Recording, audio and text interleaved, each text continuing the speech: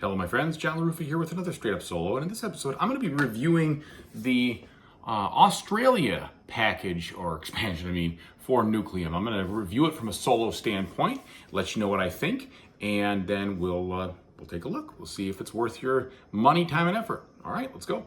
Okay folks, and as usual, please like and subscribe to my YouTube channel if you haven't already. If you have, I really appreciate that support. So this is the end of my solo game with the bot. I just played a 2-player solo game with one bot, me and the bot. And this is what it looks like when you finish up. Now, he beat me by a couple of points, which is a little frustrating because I thought I had him this time. But I ended up goofing up a little bit at the beginning, and that stung me a bit with some of these things right here, this 1X on there. But let me tell you what is different about Australia, okay? So first of all, from a map standpoint, there are more spaces, it feels like, that are 2 or even 3 long, okay? Number 2, it feels like these ships are different from a thematic standpoint, but not necessarily all that special or exciting. The difference between these ships are, instead of being a rail, they act as a connector here that allows you to transfer resources from a standpoint of power, but you can't transfer the power from them. So basically what that means is you could get resources to this island if you want to power things, but only this power plant's going to be able to power things in this island because there's nowhere else for it to go. It can't get off you can't ship power, right? But you could ship coal or other things to it. So that's a little bit of a nuance that I actually like, for sure, because it makes this space a little bit more interesting. Now in my game, I didn't really get to this space because the bot beat me to it, and then I just never got there. So this one I didn't really experience, but I'm just thematically thinking about how that would work. But the ships connecting here to here, that's just more like a convenience, and here to here, more like a convenience. So that wasn't all that special. It's really this interaction over there. So I say that I wasn't really blown away by the ships, but I'm not, I can't exactly say that I got the full extent. So it was just like a little nuance. It felt to me like a Martin Wallace style nuance, all right, if you know what I'm talking about, in some of his games. Anyway, what else is new? Well, you had 5 power plants this time with Nucleum, one that starts with Nucleum here, and then one that starts with Nucleum on the board.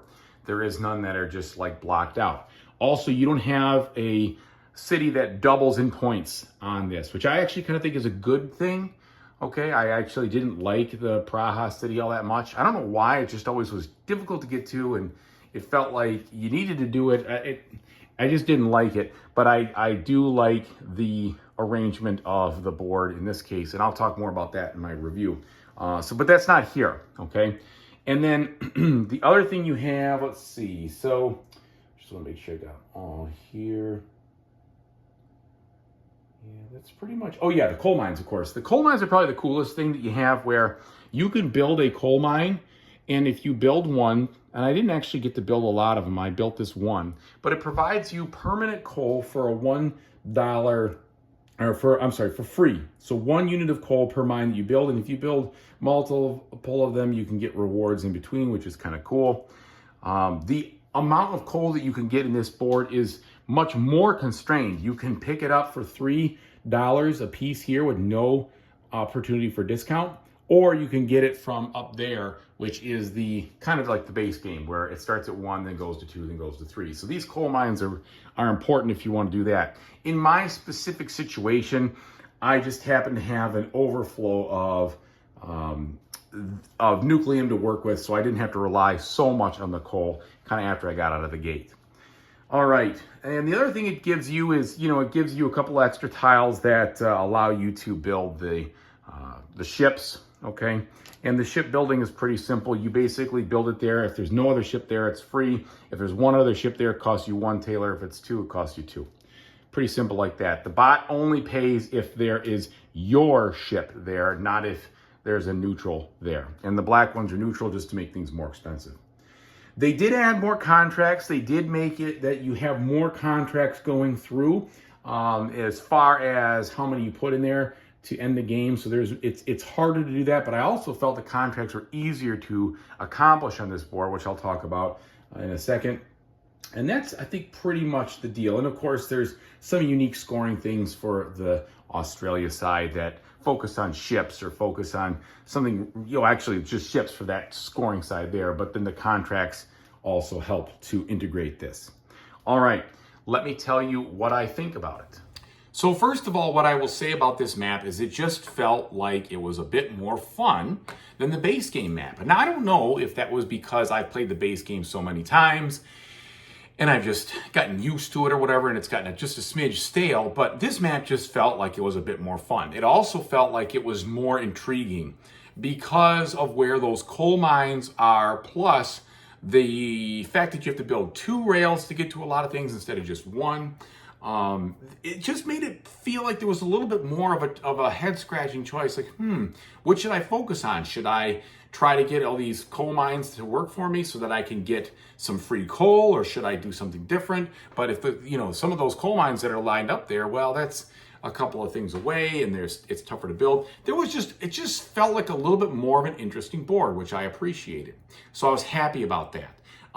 As far as the overall content of the expansion, the only thing I think was really like new is the coal mine concept. That's really it, because the ships were just more of a mechanic to isolate that island a little bit more. And that's interesting, but it wasn't necessarily something like, oh man, you will never want to play without this again. That was just kind of like, eh.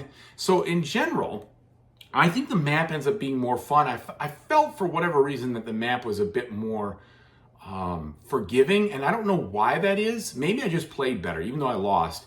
I just felt like I wasn't as constrained. I had more to work with.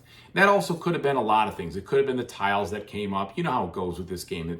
It definitely is different depending on how things go. But this map I enjoyed it more than I enjoyed the base game. And of course, I love the base game. So chances are I'm going to play on this map as my standard map going forward, because I don't miss the Praha double, I think it's what it's called, the double scoring there. And this map, it just in general is more fun to play and has more tightness in the coal market. It's a little bit harder to do some things, but easier to do others. I don't know, I just felt like it was more interesting. I was, though, let down by the expansion, the fact there was not a lot of new concepts put in. This felt like a map expansion, which there's 2 things. Number one, I will say this. I am very happy that it came out this fast after the base game. So I'm not upset about that at all. If this had been like 2 years waiting for this expansion or whatever at the time of this release, then that would have been a little bit underwhelming. But I do love that they just cranked it out. So I will give them that. I appreciate less content but faster, so to speak. And the price point for this wasn't so bad had I not imported it or paid for it to ship. If I bought this at my flags, I would have felt like it was the right way to go. I kind of panicked when it was released and I thought, oh, I got to get it right away. It ended up ironically being at my flags 2 days prior to me even getting it when I shipped it from Poland. But that's my own goofiness. But in general, I think that this was like a map expansion. And what I mean by that is it's very similar to when you buy extra maps for, like Age of Steam, for instance, or Brass. Well, Brass is not a good example because it's Brass Birmingham or Brass Lancashire. Those are 2 very different feeling games. But maybe like Age of Industry, that could be one. Like right up here, good old Age of Industry, right? There was a couple of different maps in there, and those provided little nuances which changed the gameplay, but didn't depart too much from the actual game itself. And that's kind of what it felt like with this expansion. I would have liked another 1 or 2 different research bolt-ons to try with that. That would have been cool. That would have been nice. Or I would have liked 2 maps. But again, I'm not complaining because they did it so fast. That's fine. So I like it. I think it's worth the money. If you're a big fan of Nucleum, you're going to want to pick this up because I just think the map is more fun. And you have now 2 choices between what you want to play. If you want to play the standard way or this way. That's pretty much the way I feel about it. There was nothing really bad. I guess I had a little bit higher hopes more than that and for more content. But if they keep releasing expansions like this, I'll keep sucking them up because this was a lot of fun. It'd be kind of nice to see a couple of maps or things like that in the next one, like maybe bundled together, or one that focuses on some new research things that allow you to do different bonuses. That would be kind of cool. But in general, this expansion will not overwhelm you. It's not going to be like, oh my gosh, I could barely hang on to the other game. This is just so much more. It's so bloated. It's not bloated at all. So if you're worried about expansion bloat, you're not going to get that here. It's a really good for what it is. It basically provides you a twist on what you've got going on already in this game and a more interesting, a little bit more thought-provoking map to play on. So that's what I think. I will do a playthrough, I'm sure, in the future of this, so everybody can kind of see how it feels. But right now, I wanted to get my initial thoughts out as I did the review. And again, I really love this game, so I'm a huge fan of it. I think the design is very, very fun to play. It's just, oh man, it just picks up speed as I get different tiles and different things. And I always feel like I'm just chugging through this game and enjoying every minute of it. So this certainly added to that. And they do have a little variant in the end when you talk about solo. If you want to like make, it's called the Sly Baron, which you didn't play with, but it puts a little bit more pressure on you to try to end the game a little faster versus kind of maximizing everything and waiting for him to end it or whatever, however it ends, but because he can kind of get there a little bit quicker. So that is kind of cool. Although I find the standard Baron plenty challenging enough. But that's maybe because I'm not amazing at the game either. Who knows? Anyway, thanks so much for watching. I really appreciate it. And whatever you decide to do in the future, I really hope you have a fantastic time doing it. Oh, and by the way, I still haven't quite successfully put it all into one box. I don't think that's going to happen. I think I'm going to have to stick with both boxes here. It's just the other box was so loaded. And I already took out the insert, but I think it's one you're not going to get it all into the unless you really get lucky with some sintering action to get into the main box, all of it. So anyway, thanks a lot for watching. Take it easy, everybody.